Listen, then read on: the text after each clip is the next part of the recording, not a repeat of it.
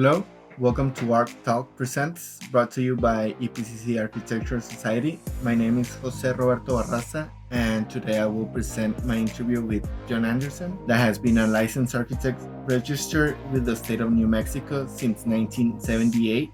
I hope you enjoy.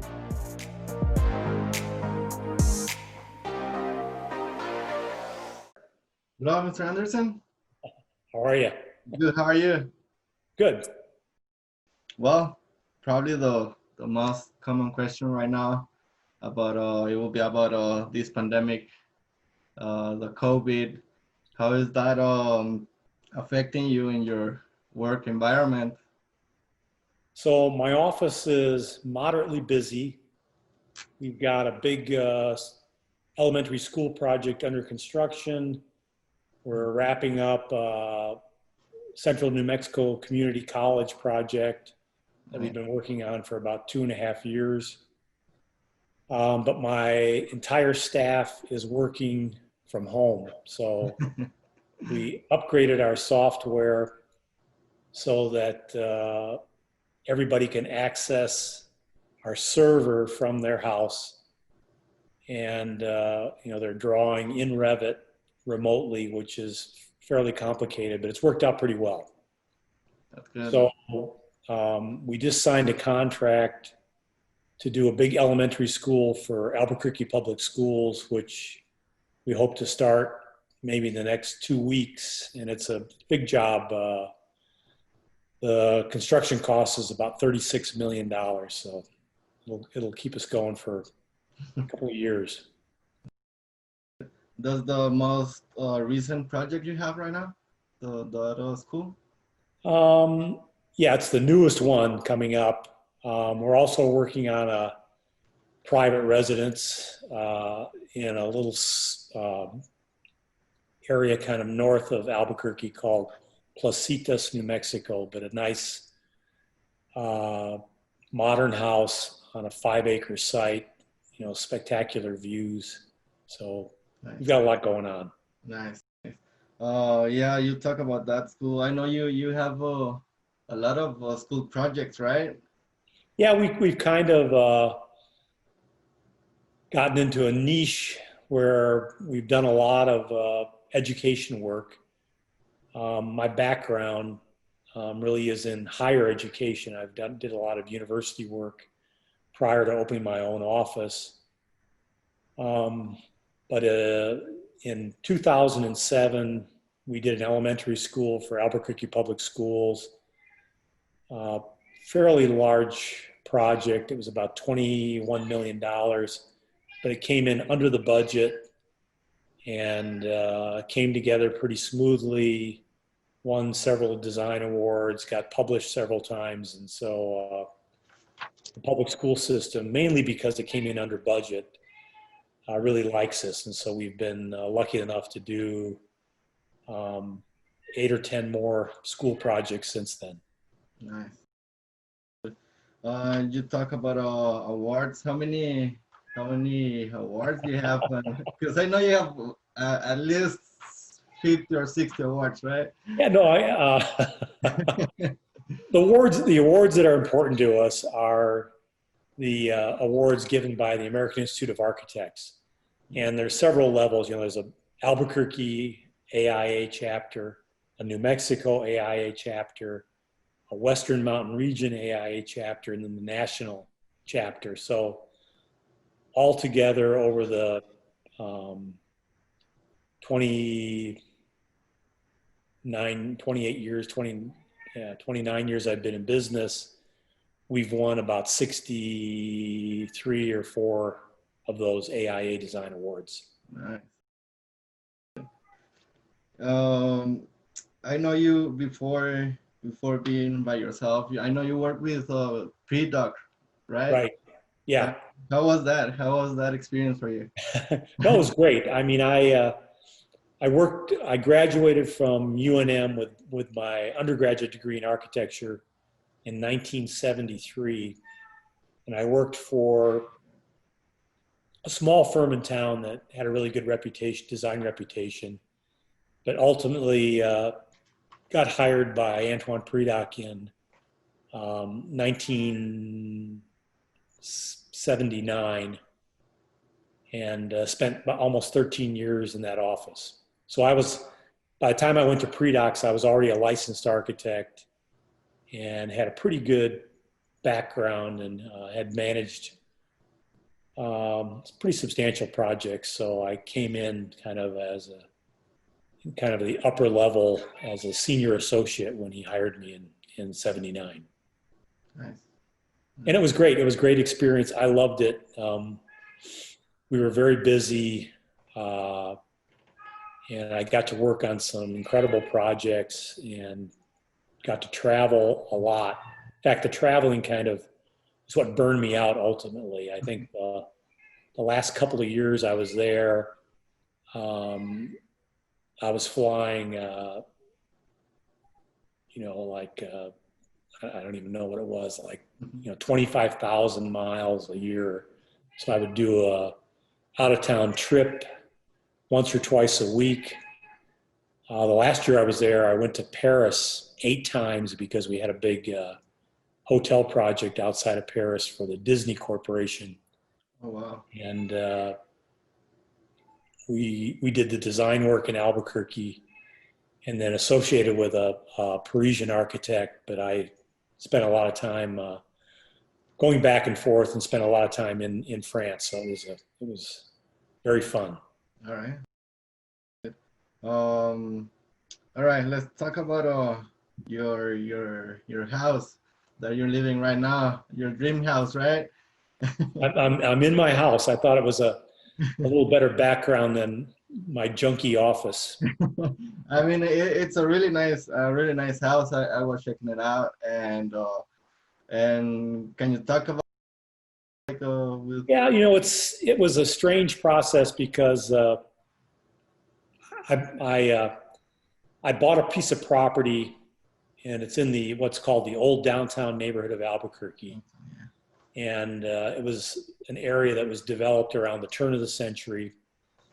And I bought the first house in 1975.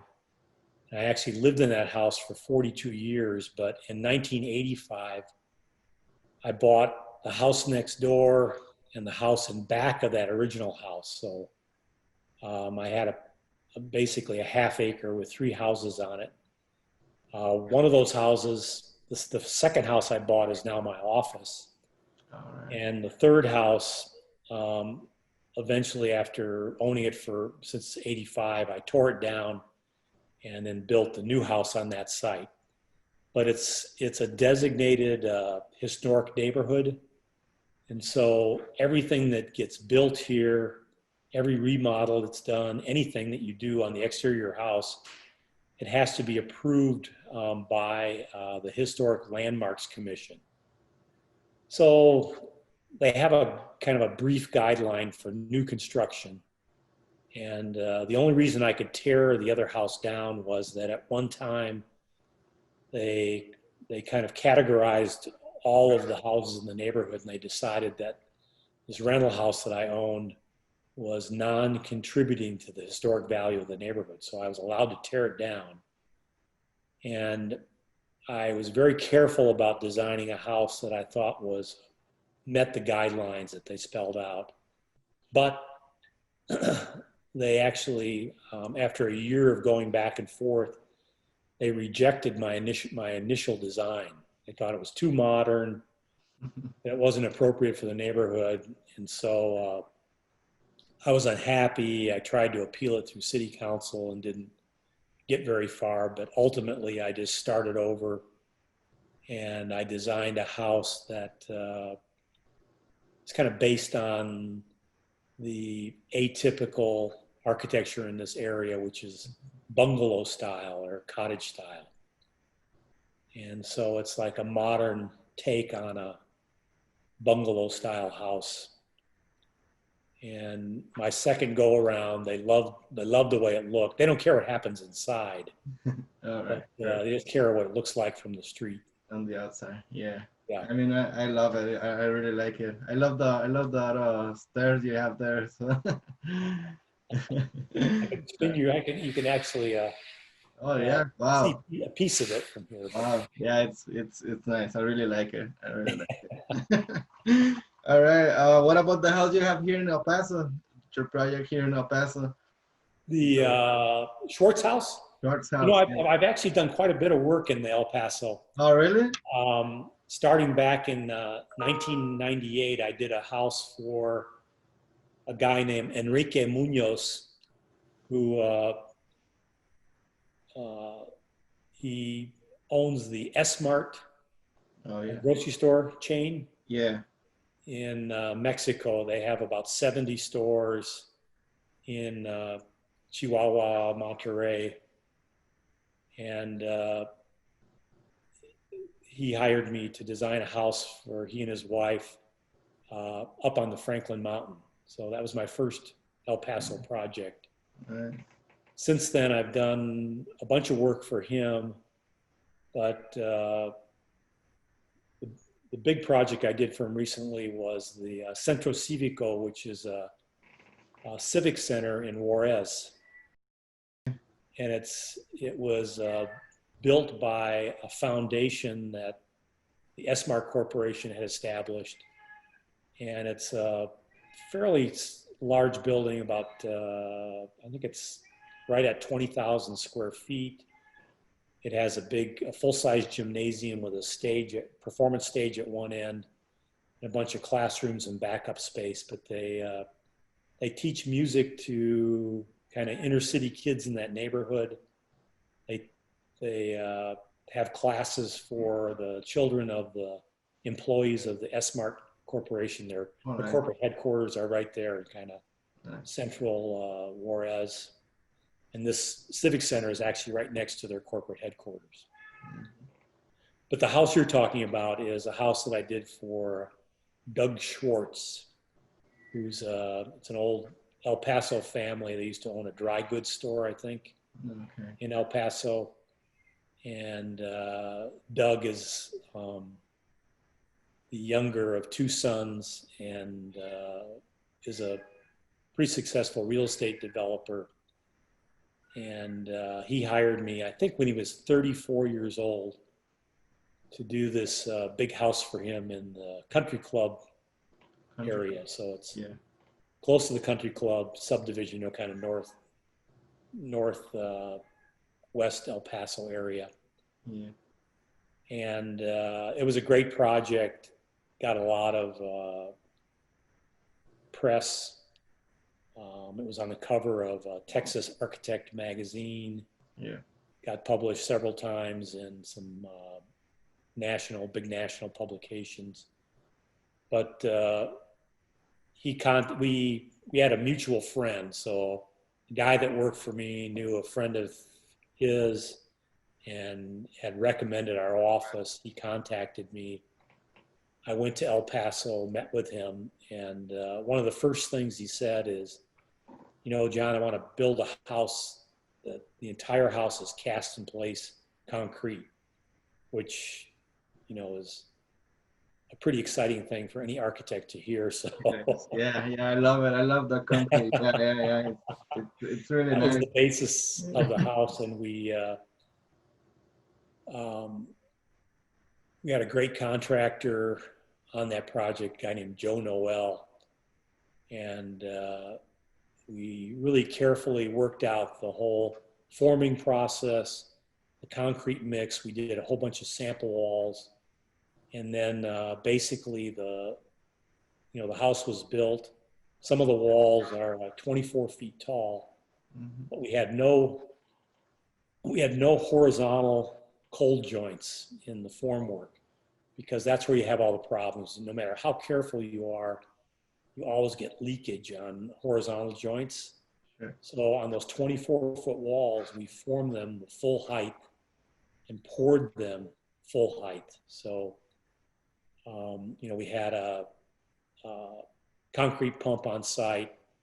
The hose drops all the way to the bottom of the form, and then we slowly pulled up to the full height so you don't, blast out the forms or the aggregate doesn't get distributed in any weird way. But we had really good luck. Very, very very few imperfections, very few areas of honeycombing, but it's a super clean concrete job.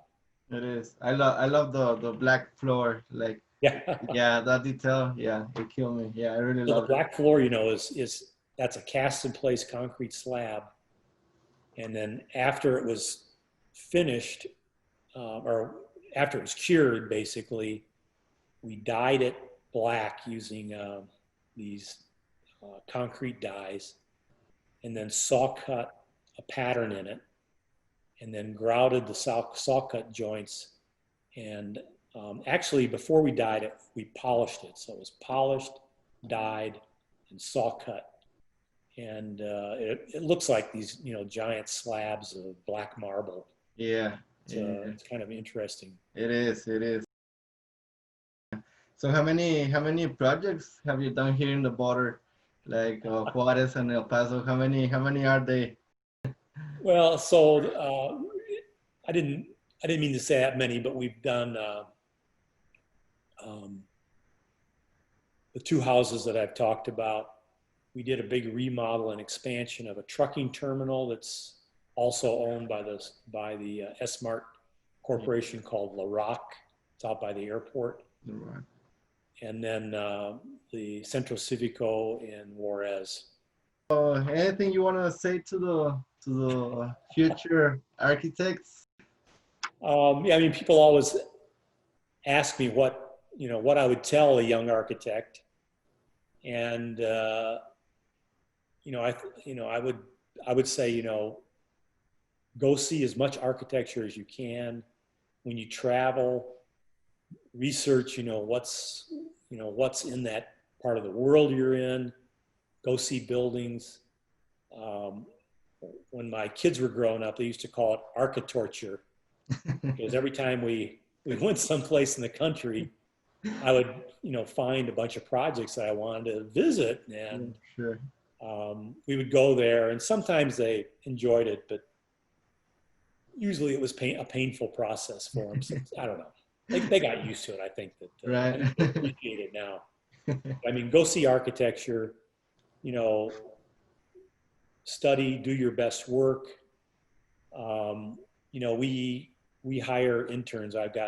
We have two interns working for us right now, and we hire them, based on the work that they did in school. Sometimes we hire interns because they have some experience, but I really prefer to get somebody that's really enthusiastic, that's done great work in school, and then we don't have a formalized training process, but we want them to learn the software that we use, and be a valuable, important person in the office. And if they're smart and they work hard, they can go great places. Of course, of course. Well, definitely, I'm going to check the ones you have here. So, yeah, for sure, I'm gonna check those out. Yeah. Well, that's pretty much it. Anything else you wanna Okay. you wanna? Um, I'm thinking. Yeah, I'm actually turning 70 years old in October. All So right. I've been practicing architecture for, 47 plus years. So I'm going to change my working situation a little bit. I'm basically going to let my two senior associates be more active in running the office. I'm going to be there, to oversee projects and meet with clients, but slow things down a little bit, do a little traveling, spend some time we have a grandson in town, and I have a son that lives up in Vancouver, British Columbia. All right. So we like to spend time up there. It's a beautiful area. So I'm going to try to change the situation a little bit. to be more relaxed, right? We'll see how it works. It will be great. Get a good project in, and I get excited about it. I can't hold back, so it's always tough. But there's lots to do, and I think that these the public school work that we've done will continue to come in and really be the bread and butter of our office, which has been great for us because it's we feel like we're really knowledgeable and progressive in the realm of contemporary school design. And we have a track record now of some really successful projects and gotten recognition for that, and we'll continue to try to get that recognition and keep it all going. Any plans to come to El Paso? Or Actually, we're going to do another project for Enrique Munoz, residential project, and I would have already come if it weren't for COVID. Right. New Mexico is very strict about enforcing their, the travel restrictions. So, sure. When things ease up, I will be out there to visit that project and meet with my clients. So, all right. Hopefully, one day we can hear you in a lecture here probably in the school or something. Well, invite me out. Several years ago, the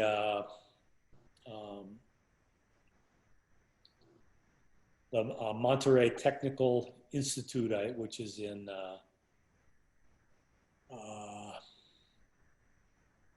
Western Mexico, Hermosillo, had a big design conference and featured myself and a couple of other American architects, and flew me out there, and we did a big lecture and had a great time. Spent about 4 days in Hermosillo and ate a lot of good food and met a lot of great people. It was a very good trip.